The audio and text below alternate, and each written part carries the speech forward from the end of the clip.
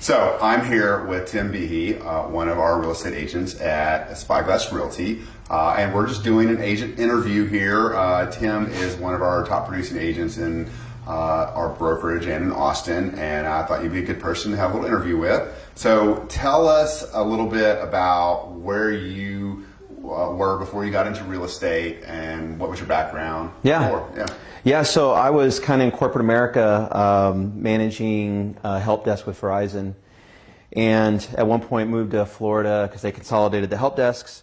And when we wanted to move back from Florida back to Austin, I became an individual contributor working at home, and just hated it. Couldn't stand working at home, not being out, talking to people. So I had friends in real estate and just decided to jump in that. And that was 2013. 2013, wow. Yep. Okay, yeah, that's another reason I wanted to interview, because you've gotten pretty far in 7 short years. So, okay, you actually answered my next question, what made you get into real estate. You moved from San Antonio, originally from San Antonio, was in Florida, and then came to Austin. Well, no, I just was in Florida for 4 years. Gotcha, okay. Yeah. So, what is your favorite thing to do in Austin? Wow, I would say concerts. Okay. Yeah, whether it's just going to down to Stubbs or ACL or anywhere, I would say going to concerts, just a good scene for music. Yeah, they say it's the live music capital of the world. What I think people don't really realize is that, like, they've actually got, it's a lot of the bigger acts too, Yeah, there's huge acts at Coda, Circuit of America, great concerts there, great outdoor venue. Yeah, so we do a lot of concerts. Moody Theater. Yes, Moody, that's my favorite place for concerts, I think. Yeah, we saw Ghostland Observatory on New Year's Eve. Oh yeah, I bet. Yeah. Okay, so why should people outside of Austin consider Austin as their destination when they're looking for places to move? Oh wow, there's so many reasons. Weather, for me, rather than living up north, I couldn't deal with snow. I think when you move to Austin, you also adapt to our personality, our laid-back ways of life here. I know it's kind of like California, but really it's here. I mean, you come from the Northeast with kind of like that harsh attitude, and you change or you don't fit in. So I think that's one reason why people Austin's so attractive. Yeah. And it's a tech mecca now. So there's so many tech jobs here. Yeah. I agree. Okay. So I want to switch gears to talk a little bit about the real estate industry. Well, first of all, what is going to be your focus in real estate for 2020? Great question. I've always been more of a process-driven, not really write down a whole bunch of goals. This year, I definitely want to be more involved in my industry. So I'm on the committee for TradePac, so I'm super excited about that. Just started that part. I want to get more involved in social media marketing. I've never been the type to get on social media and say, hey, I had a closing here, or just do any kind of video. So that's one of my goals for 2020, and then just continue to grow. Continue to help people find houses, and then also be more on the listing side this year. Yeah, and so I want to touch on something. You said there, that, and I think you already know this, but like you've never been the one to say, get on social media and say, oh, I just had a closing here. Well, it's like where we teach is like, don't brag, but add value. Right? Yeah. And so when you think along those lines, with someone like you who does so much real estate every year, and you help so many clients, kind of morphing that into, what are the lessons I've learned, and how can I put that on social media to kind of attract buyers and sellers to you? Exactly. Yeah. Yeah, that's exactly where I would want to be. Yeah. Yeah. Yep. Okay, so when it comes to real estate agents, I think there was a stat that said something like 73% of agents drop out of real estate within their first 3 years. Why do you think that is? I think it's super important for people to have a process in place. It's one thing about writing down goals. I want to do this number of transactions, this number of volume, but I think having a process in place and sticking with it, and don't deviate from that process. You could always make improvements when you learn something that works. You could implement it, but I think a lot of people, they start a process and then they quit working that process, and I think that's the key for being successful in the industry. Wow. Okay, so you're stealing my thunder for my next meeting. Okay. Because literally, the end of last year, we focused on a lot of goals and commitments that lead to those goals, right? Yeah. Commitments are doing the actions that lead to goals. Right. But what I want to talk about in our first meeting is the process to get there, and not just the process of the of where your goals are, but the process for each individual thing. In other words, like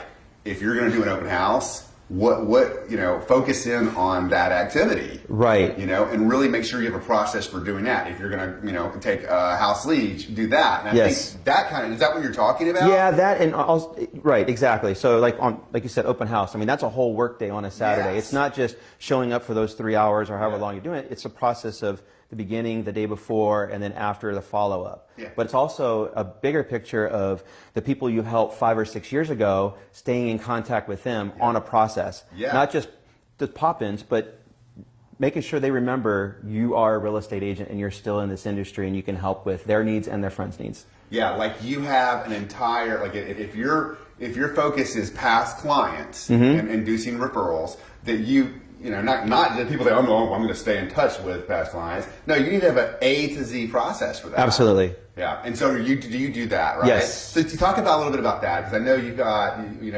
we do these professional development meetings and with all of our agents here, and I'm always amazed at how much I learn through them. But I love that you're doing. Part of your process is client appreciation events. Yeah. Right? Tell us what you do. Yeah, so I started doing client appreciation events the past few months. Yeah. Just doing a happy hour, one in South Austin, one in North Austin. It got some pretty good turnout. Yeah. It's also good to see those people I haven't seen in a long time. I might text them or see them on social media.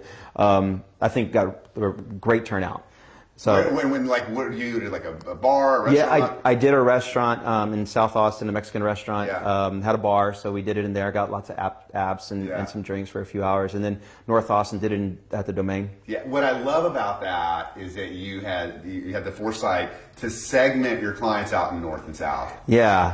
Because otherwise, if you do just one event, then you're not going to have. Yeah. People aren't going to drive from North Austin to South Austin. They just don't. Especially on a Wednesday or Thursday at 6 o'clock. Yeah. It's not going to happen. I love that process. Yeah. So you went through last year. We started doing these accountability groups here at Spyglass, and one of our, it was kind of a fumbling block the first couple ones, and then we had one with Emily Shea, who's great. With the second to last one we had was Emily Shea, myself, Johnny, and Sonny, and so that's one of our agents in the leadership.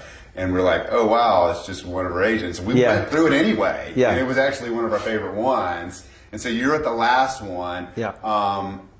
Did you find that helpful? I did, yeah. So in this business that you're an independent contractor, so you don't have a manager to hold you accountable for things. So you have to be proactive in being part of a group like that and making sure you're being held accountable, because it's embarrassing when you don't. Yeah. When you don't complete the task you said you're going to do. Yeah. So I thought I got a lot of benefit from it, and actually I'm implementing it with my wife. We have some goals this year, and we're like, okay, we need to stop procrastinating on certain things. So we're going to start doing those micro commitments each week and have like a 6-week goal for things. So we're doing it at home. That's awesome. Yeah. So for those who are watching this don't know, we have what they call self-directed accountability groups, and what that is people come in, it's completely voluntary. It has to be voluntary. They pick 3 commitments each week, and they're micro commitments that lead to their goals. And so we'll have one that can be personal, like one of mine would be like, okay, we're gonna take I'm gonna 3 hours at night without my phone on or whatever. But then the other ones are like, I'm gonna do 4 open houses this weekend, or I'm gonna make 5. What do you remember what some of yours were?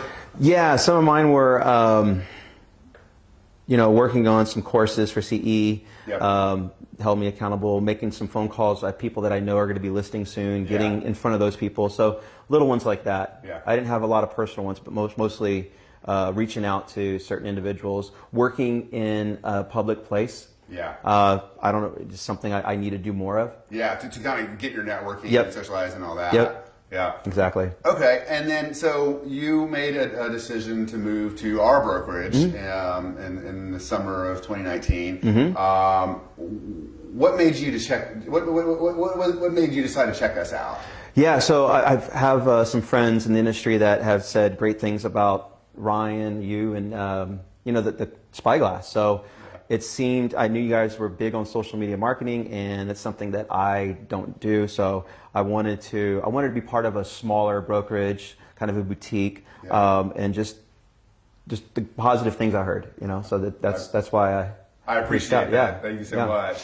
And so when it comes to, and this could be newer agents, it could be more seasoned agents, or maybe like someone that's moving to a different town and they're looking to decide who they're going to hang their hat with. Mm-hmm. What do you have a process or mindset that they should go through to do that? Yeah, I think it's, they need to find out what's important to them. Yeah. Whether it's they're new and they need a ton of support and training, or if they're seasoned and they don't want to be micromanaged and but they want to have someone there when they need it. Yeah. And if they like the big corporate environment or they like the small, I think they need to understand exactly what makes them happy to be successful. And I think that's the first thing. Gotcha. Yeah. Okay. And what questions do you think they should ask their broker?